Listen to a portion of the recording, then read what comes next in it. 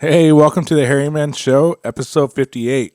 Man, we got a really great shredding drummer, up and coming young drummer, Tosh Peterson. I've been watching a lot of his videos, and yeah, I mean he's subbing for Machine Gun Kelly right now, and he's doing a lot of great things. I can see a very vivid career for this kid.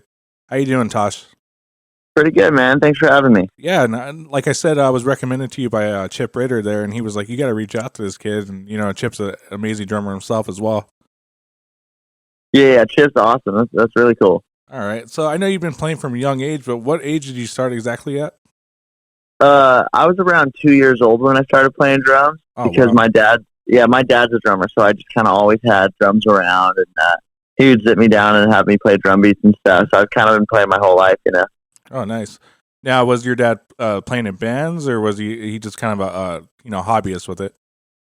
So my whole time growing up, he was a drummer for a band called the English Beat. Oh, nice. And he did that throughout the '90s and stuff, and I guess before I was born, but up right around when I was born, he stopped. But yeah, so I kind of just always grew up with him around and playing, and he still played gigs and stuff after he quit that band. But yeah, so I kind of grew up with just drums all the time. Yeah, and was that band more of a punk band? No, it was more like '80s pop, reggae kind of, Oh, gotcha. Because you have a very kind of a punk influenced sound with your drumming as well, too. Yeah, I mean, my dad's very into punk music, but it was kind of like punk and hip hop, or I don't know. I would say my biggest influence is music wise when growing up and stuff. My dad would have Snoop Dogg always on. He always wanted me to play drums along with Snoop Dogg or Motley Crue and stuff. yeah. He kind of a wide variety of stuff. So when he started you out, did he kind of just show you the basics, or you just kind of run with it right away, kind of thing?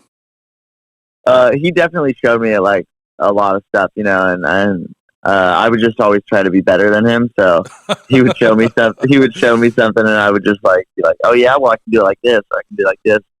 Yeah. Nice. So was the practice, the long practice regiments, kind of in effect right away, or was that something that came at a later age?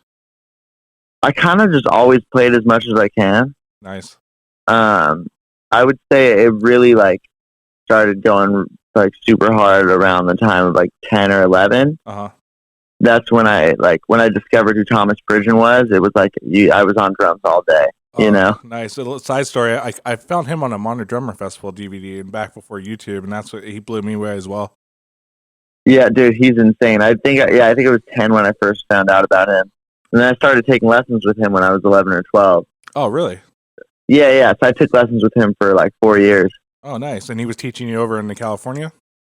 Yeah. So he's from the Bay Area. Whenever he was down in LA, I would just cruise up there and take lessons with him, and usually once a month or something like that. Now I could see the similarities in Chop. Was he starting kind of very rudimentary, or was he kind of just letting you kind of do what you wanted?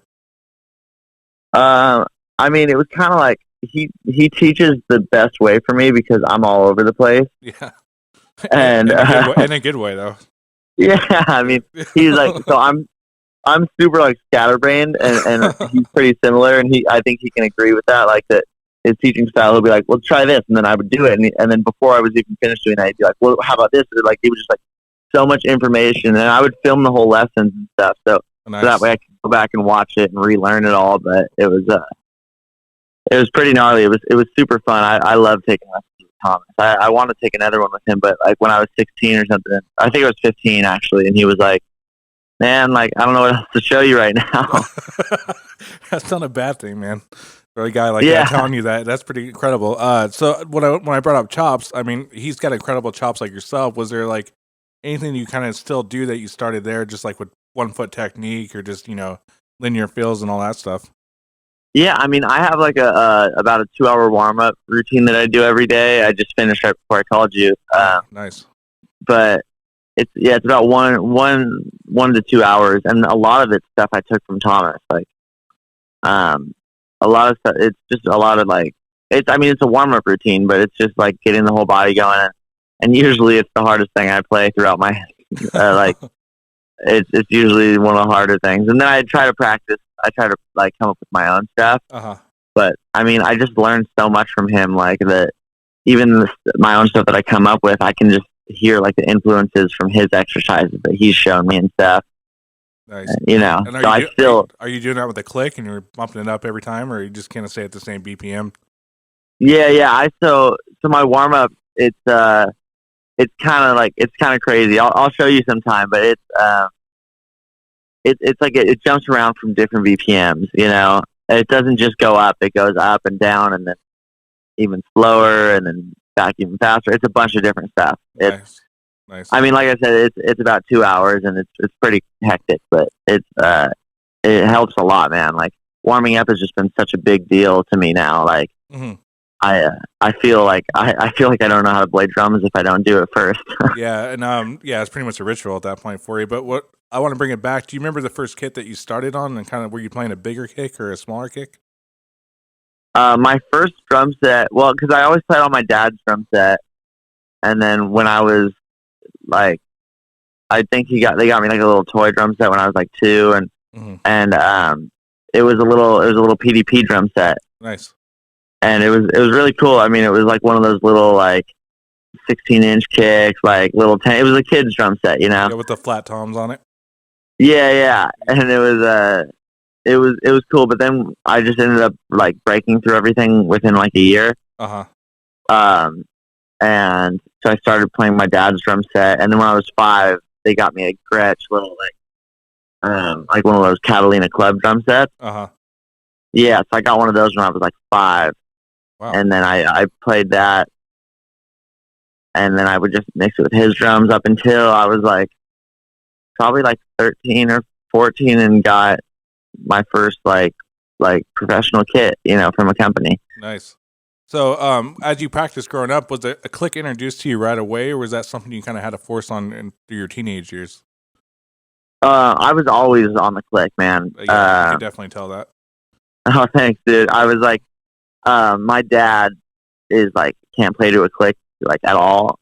He has so much trouble with it, and so he was like, "You are not going to be like me." Like, so he would turn on the click and have me practice to that like all day, you know. Yeah, and I still practice to a click like all the time, you know. Now, do you see it important to kind of keep the practice consistently? Are you like a 7-day a week guy, or do you believe in taking kind of like a break day? Oh, I mean, I'm all day, man. To be honest with you, I play 10 to 12 hours, 7 days a week when I'm not on tour. That's amazing, man. That's I wish I could do that myself. Yeah, it's the best, man. I wake up, I start playing drums, and I'm playing until I go to bed, and then do it again the next day, and then the next day, and then the next day, and then obviously when I go on tour, like that's one of the hardest parts is not being able to practice. You know, because you kind of just there's nowhere to practice, you know. Yeah. Now, what I was going to ask is when you get called for an act, what's your tactics is like learning the catalog? Do you kind of just jump right in, or you just kind of repetition is the key for you? So I'll write out like some notes and stuff, but I never look at them, to tell you the truth. I just kind of, I think for some reason, I think it's the writing it down, like helps me remember it, but I never actually, I can't remember the last time I actually looked at one of my notes. Yeah. After I wrote it down. So you pretty much write it down and it gets kind of implanted as you go. Yeah, and then I can't remember anything, to tell you the truth, but I can remember music really well. That's about all I can remember. Birthdays, anniversaries, and anything like that. No, like I can't remember that at all. Yeah, that's a good thing and a bad thing, you know. Yeah, and then but music though, I'm pretty good at remembering it. Like in rehearsals too. Like if we change something and we're like, oh, let's add this hit here. I mean, I write it down, but I never look at it. Like I said, I pretty much just remember the hits. And, it's just a lot of repetition. You know, I listen to the music all day. If I have like, you know, while I'm taking a shower or something or getting ready, like the music's going. And then when I'm practicing, I practice music all day. You know. Yeah. I mean, but I've gotten some last minute calls, but like I had 2 weeks before the MGK stuff. Like that's plenty of time, you know, to learn a set list. Yeah, but it's still not that much time at the same time, you know. Yeah, but like I mean, it was like a 2-hour set, so it wasn't too bad, you know. And I mean, it was like I had 2 weeks to where I just pretty much played it every day, and then we went into rehearsals. We did like 2 or 3 rehearsals. Now, And then yeah. Now I know you're a younger guy, but do you feel like playing that much keeps you in shape, or do you kind of still have to watch your diet and your intake while you're on the road as well? Diet is a weird one for me because I eat really healthy all the time, but sweets, man. When it comes to cookies and ice cream and chocolate, I'm like obsessed. Yeah. So I'm just saying, with the caliber you're playing, I imagine you can't really just go out and eat in and out, every other day and stuff like that. Yeah, I eat pretty healthy, man. Like my family and stuff, we all love to cook. I'm probably the worst cook out of all of us, but they're pretty great at it, and we cook really healthy and stuff. And but for me, it's a lot of exercise. I run every day. I work out a lot. Like nothing like I don't lift weights or anything, but I do a lot of just like cardio and push ups and sit ups and stuff, and then playing drums all day. Yeah. Like yeah, exactly. But playing drums all day it keeps you in shape too, And, yeah. And I think that's a big part of drumming. I think it kind of gets missed, including myself. But just the way you eat and the way you sleep makes a huge difference as well.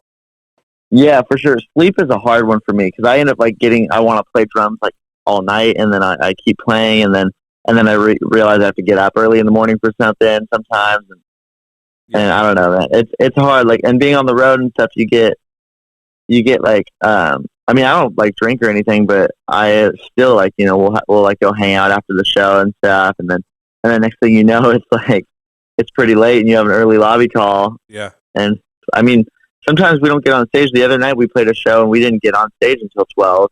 Oh, and we had a 2-hour set, and then and I don't know. It's that's a downfall for a lot of guys. I'm not talking about yourself, but they kind of get on the road and they start drinking every night, and I just can't imagine trying to put your body through that and waking up feeling that way every day. I know, man. I can't imagine people who drink who drink and stuff. I've always just never even had any interest. I just like playing music and being healthy, Yeah, well, keep going, man. It's definitely showing. So yeah, I mean that as a compliment. Thank you so much. Yeah, I think a lot of guys kind of get tied up in that, and it's kind of a bummer. You have a lot of potential, but I think you're on track to kind of be one of the greatest. Thanks, bro. I really appreciate that. So, I kind of want to talk back to your influence. Obviously, you brought up Thomas and hip hop. Was there any like rock drummers that growing up that you were still playing along with the albums too as well? Yeah, like Motley Crue was a big one. I love Tommy Lee and stuff, like his style. Mm-hmm.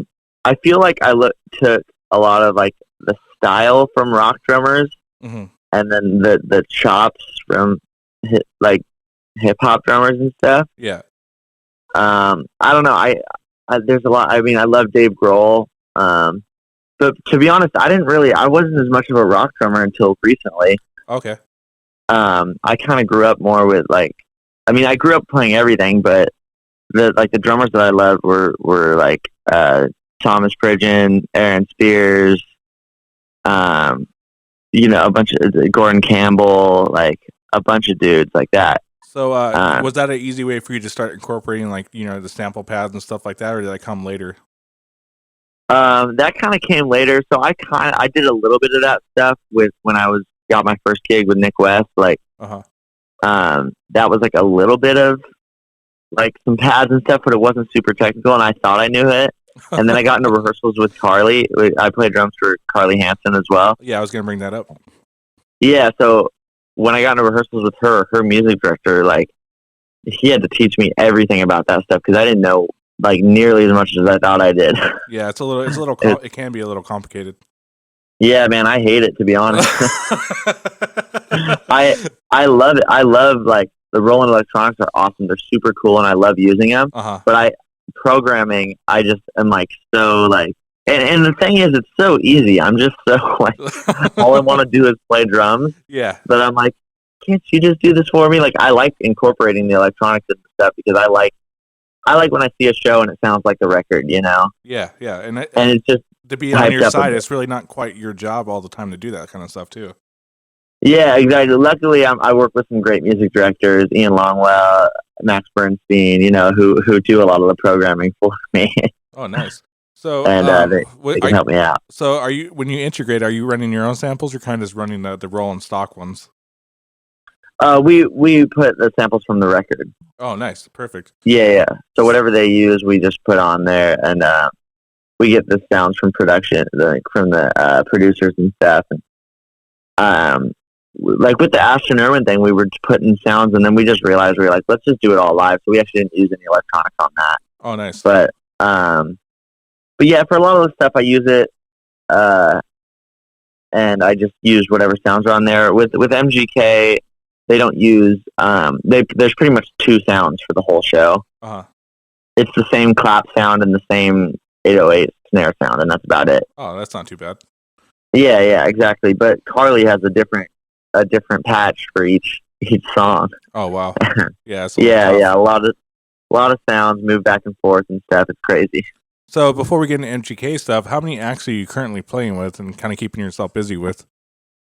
Oh man, it's kind of all over the place. I don't really know. I keep just like going back and forth. I mean, I just did Bad Bunny. I still do Carly, Hanson, Bryce Vine. Obviously the MGK stuff. I have my own band Bexley that I have been pushing kind of a lot lately. I mean, I'm just hopping around like a lot of people right now. It's not a bad thing, but as far as like tracking, are you kind of have your home studio, or you kind of travel to do that? Yeah, so I have my own studio here at my house that I record mostly from. I've done a lot of music over here. I mean, a lot of records got coming out soon too that were done in here. And then I'll go places sometimes that they have their setup that they like, and if I like the person enough to want to leave. Tonight I'm going up for a session. I've been doing some music with this guy Nathan James, who he's a badass dude, and so we have a song coming out. I believe later this month, actually. Oh, nice. But yeah, and then we got another stuff we're working on, and I just do a bunch of stuff, man. I like staying busy. Yeah, I can see that. And as far as recording, did you see that kind of art that you kind of grew and got better with over the years too, as well? Yeah, definitely, man. Like I used to go to studios and stuff, and I've only really had my home studio built up since during the quarantine. You know. Yeah, that's kind of a common occurrence going on right now. Yeah, exactly. I just did it. I wasn't even trying to do session work for other people, to tell you the truth.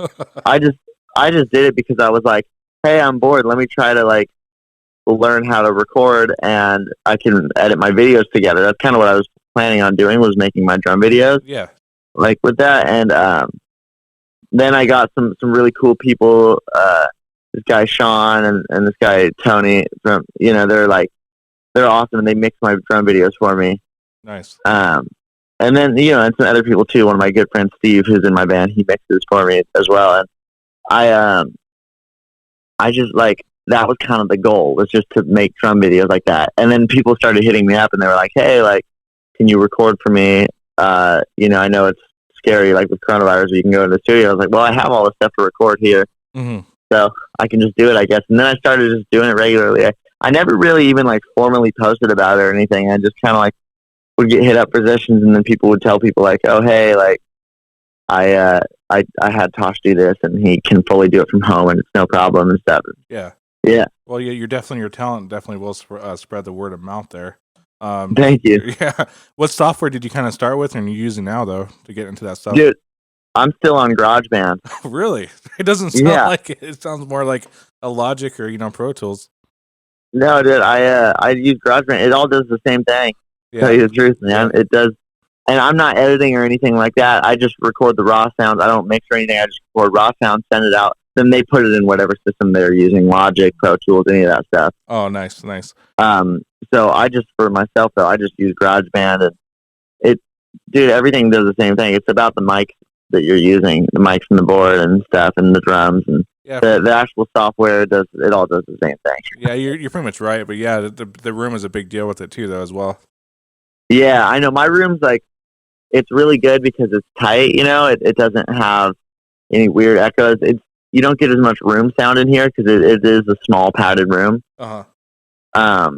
But yeah, I mean, I think it's 10 by 15 or something like that, so it's not super big. So yeah, I mean, but it gets a really clean, straight up sound, and then you can do whatever you need with it. Now, I wanted to talk about your some of your current sponsors, that your sticks and cymbals. What sticks are you using to kind of hold up to abuse on a nightly basis? Yeah, so I use Big Firth Extreme 5Ds. Oh, nice. I love them. They last really long for me. Uh huh. And I play a lot. Like I said, I play a good at least like 10 hours a day, Hmm. and they hold up. Shows, I mean, those are different just because sometimes I'll be dropping sticks or like Yeah. I throw sticks out and stuff. But I mean, as for breaking, I don't break sticks like too much. I break them probably more than other people just because I play so much. But like if you're thinking about the amount of time that I'm playing, they Hmm. hold up. I mean, I'll use the same pair of sticks for a couple days and stuff, Well, like all day. Vic Firth is the best in my opinion as well. They are, dude. They just nothing else can compare. Yeah. So we'll talk about Zildjian. How long you been with Zildjian? I was about 14, I think. Uh huh. Um, and Kirsten was like, she saw I was playing on broken cymbals, so I can pretty much thank Kirsten for a lot of my career too, just because she's been so awesome and helped me out with so much stuff. Well, shout out to Kirsten. Yeah, shout out to Kirsten. She's the best. Yeah, And right she's on. like, yeah, she's awesome. And so I was like probably 14, and we had met when I was like 12 or 13, but when I was 14, she contacted my dad and was like, "Hey, I want to supply Tosh and replace all his broken cymbals." And then Oh, she sent just even more and just sent me a bunch of cymbals. And man, I'm not gonna lie, that still to this day is probably the best day of my life. Walking out of my house, walking out of my mom was like, "Hey, something's here for you," and I don't even think she knew what it was. She just said, "Something's here for you." it's all square And box, not circle. yeah, a big square box, and I went up and I saw from Zildjian. I was like, "What the hell?" And opened it, and man, I 14-year-old me, like I had a smile on my face for a month straight, man. Like Yeah, yeah. I was I So was so stoked. now that you've been playing it, what's your favorite series you kind of use more often, and what sizes are you going with for crashes?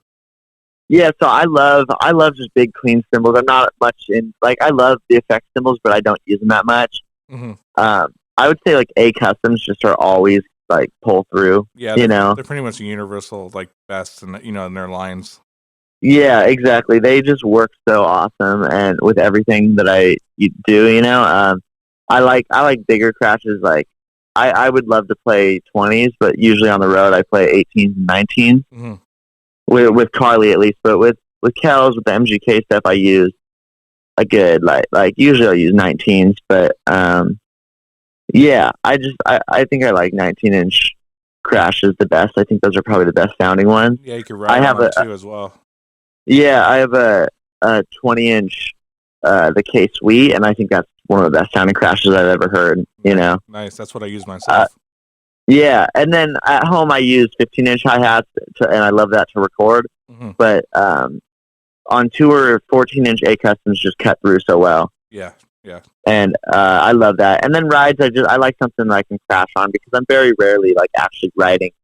You know, yeah, yeah. I'm pretty much I'm always crashing my ride. So I would say like the 23-inch A Suite ride is probably my favorite. Yeah, the 21 and the 23 are spectacular rides. Yeah. Also, have you ever heard have you seen the Avidus line? The what line? Avidus? Vetus? Yeah, or yeah, is that how you say it? I'm like No, that's terrible with fine. it, but That's fine. I said it wrong a million times last. Yeah, you talk about like uh, the traditional line. yeah, it's kind of newer, but it's like they don't actually say ride or crash; they're just a symbol. Oh, really? And yeah. So I have a 22-inch one of those, Uh huh. and that it's like the dark. It's like pretty dark and stuff. But it's super washy, and I use that as my ride on tour most of the time. To be honest. Yeah, and that's the cool thing about finding the right ride, because sometimes I'll find the perfect sounding ride with the awful bell on it, or with the really awesome bell on it, and just not liking the ride. But Yeah, Zildjian has that mix with the sweet rides that I like a lot. yeah, exactly. Sweet rides are like that. I like the the Venus because it's also like super like it's pretty like bendy, I guess, Yeah, and yeah. it's held up. It's been on tour with me for like 3 years at this point. Well, thinner cymbals tend to last a lot longer than thicker cymbals too. Yeah, I know, which is crazy. It's like you don't think of it like that. Yeah, everyone thinks, oh, I'm going to get like the Z customs, the heavy ones, and they're going to last. It's actually like quite opposite. Yeah, and so that one, man, I've had that. I toured all 2019 with it, and then the beginning of 2020, and then used it for a bunch of sessions, and then started up again, and I still have it, still bringing it on the road. But I mean, to have a cymbal that lasts you like at least a whole year of touring is like pretty crazy, especially with how hard I hit. Yeah, that is pretty. It kind of stands by this product. That's pretty amazing. Yeah, and like I don't play on it at home, but like I play on it. I've played on it pretty much every show I've played since the beginning of 2019. Oh wow! So Yeah. I want to ask. I know you're just filling in for Machine Gun Kelly, but how did that gig come about for you? Actually, just Rook got injured, and who is his other drummer. And he's been with him forever, and he's the perfect drummer for that gig, in my opinion. He is insane and just so talented. And he got injured though, and I've known all those guys for a while, so I guess that's kind of how I got it. I've known them all for a couple years and stuff, I guess. And since I was probably like 15, maybe, when we really like when I would go see him and stuff, and hang out at their shows and stuff. And we've done a few shows together with like some artists that I played with, and yeah, pretty much when he got injured, I was just like, really worried about him and stuff, and then making sure he was all good, and then he called me and was like, "Hey, dude, he's like, I need someone to cover for me. They got some shows coming up." Oh wow! And he's like, I trust you to do it, and I was just like totally down, and I had already heard the music and I've seen them play a bunch, so I know how like the live shows kind of go. And I haven't seen them play the new music live, but I had heard it, obviously, and I thought the record was great. And then I went up and I jammed with them at the house, and they kind of explained to me what was going to be going on and how we had some shows and stuff. And then like 2 weeks later, we played in Florida, and then yeah, it was pretty crazy, man. I was. It sounds like pretty like a surreal moment kind of thing. Yeah, I mean, that's kind of a lot of my gigs come about. I always get gigs at this time of year, man. I always get gigs on my birthday. He called me on my birthday. It was my 20th birthday. Oh wow! Congratulations. Thanks. I got my first gig though, like my first touring gig, on my 16th birthday. Oh wow! And so I don't know, man. I think my birthdays are lucky or something. So how long you been with Machine Gun Kelly now? Just like a couple months, I guess, since like April. Now, have you had any like kind of memorable experiences with that so far? Kind of collaborating with other artists that kind of just come right out of you? I mean, yeah, it's just been really surreal. Like the shows have been insane. Like it feels like we're doing something illegal because of coronavirus. Yeah, I can see that. Like I feel like a bit early, like. Yeah. I mean, I'm ready though. I was waiting for a long time. I got the vaccine as soon as I could. I know. I was like, I'm ready to go. Like, let's play some shows. And yeah, man. When they called me, I didn't realize what it was going to be. I thought it was going to be maybe like a drive-in show. But then when I went up and met with them at the house and they explained to me what we're doing, they were like, "Yeah, it's a full capacity show, 6,000 people." Oh wow! I was like, "Oh damn!" And it really was 6,000 people crammed in an amphitheater, and oh wow, it was awesome though, man. It was super fun. I would just say like the most memorable thing is just like being on stage in front of that many people, and it's been so long, I mean. Yeah. Now, did you feel yourself kind of having to get back into that mentality, or was it just kind of turnkey, ready to go? You were so excited. It was like turn the key, ready to go. But man, I'm going to be honest with you, I couldn't stop smiling. That's pretty badass. I got up. I had some like one of my really close friends came to the show in Florida. He lives in Orlando, and he drove up to Jacksonville, and we finished, and him and his girlfriend were just like, "Dude, you can't get that smile off your face, can you?" I was like, "No, dude, I'm so psyched." Like, it was crazy, man. Like I didn't think I'd be playing a show like that for a very long time. Yeah. Because it's been, I mean, with COVID and stuff, I didn't know how long it was going to take. Yeah. And I imagine a gig like that's going to open a lot of great doors for you here coming soon. Yeah, I mean, a lot of cool stuff is coming up that I can't wait to talk about. And but I mean, like even the Bad Bunny thing, they saw me on the NFL draft, like because we performed with MGK on that. Yeah, and I highly recommend checking out the YouTube videos you have on there too, because I didn't realize you were doing so much of some of those playthroughs, but it kind of made it, very entertaining just to watch it. Yeah, I mean, I wasn't planning on it, and then I filmed the whole show. I mean, the first time I filmed the whole show, and I was like, "This is pretty cool. Like, I should post some of these songs, And then, Yeah, and then I ended up posting like more than half the set. yeah, it's pretty cool. And man. and then I just did that again in at the NFL draft, and then I have some more to post from this last show we just did at the Indy 500. Oh wow. And yeah, I mean, I was like, why not share it? I mean, if no one wants to watch it, I don't care. I just want to have these memories online somewhere. And as you should. That's pretty big, dude. Yeah, and I mean, I didn't do it enough before, to be honest with you. The only shows I have filmed are the ones my dad came to. Yeah. Like when I, was touring before, and I used to film like some songs here and there, but this time I just was like, I'm just gonna set up. I have the space. I can, like, let me just film the whole thing, and then I'll post up some clips that I like, and I really am happy I did that. Now, I want to ask one last question, Machine Gun Kelly. Were you trying to kind of play it near exactly what Travis was playing on the record, or was there open to kind of experimentation with the parts? I mean, I played the drum parts from the record just because I mean, there's some things there. Yeah, I mean, like, I don't like when I see a show and the drummer plays a part that's not in, like, unless it's like a full live arrangement. But if he just does like if there's like a signature fill or something, like for example in Bloody Valentine, he does the same fill twice, and I'm like, I'm going to do that exact fill. Yeah, and you know it pretty solid too. Thanks, man. I like that one, but then like there's like a little drum break, and I figure like I can do whatever I want there. I'll just go and do my type of fills and stuff, and it's the same vibe and it fits. It's all 16th notes. It's just how you're playing them. But I try to play like the parts from the record a lot.